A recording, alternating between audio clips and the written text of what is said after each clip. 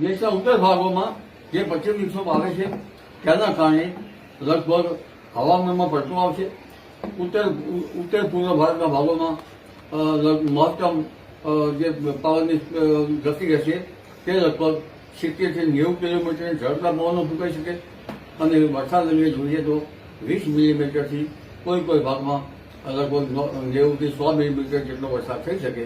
પરંતુ આ પશ્ચિમી વિક્ષોભની અસર ગુજરાતના ભાગોમાં થશે, ખાસ કરીને પાટણ, ક્યાંક લગભગ જામનગરના થોડા ભાગો અને કચ્છના ભાગો, ઉત્તર ગુજરાતના ભાગો, સાબરકાંઠાના ભાગો, બનાસકાંઠાના ભાગો અને પૂર્વ ગુજરાતના ભાગોમાં આની અસર થવાની શક્યતા રહે છે. ત્યાં વરસાદ પણ આવશે. પરંતુ ઉલ્લેખનીય છે કે 10મી જૂનની આસપાસ એક સિસ્ટમ પણ છે અને તેની અસર લગભગ ગુજરાત તરફ તો ઓછી થશે. પરંતુ કંઈક અંશે બંગાળ ઉપસાગરનો ભેજ અને અરબ સાગરના ભેજના કારણે ગુજરાતમાં વરસાદ થવાની શક્યતા રહે છે.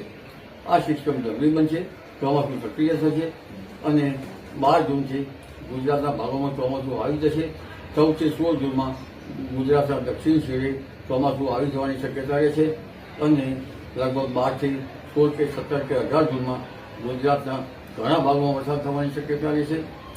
ખાસ કરીને દક્ષિણ ગુજરાતના ભાગો, દક્ષિણ સૌરાષ્ટ્રના ભાગો, વડોદરાના ભાગો, મધ્ય ગુજરાતના ભાગોમાં વરસાદ થવાની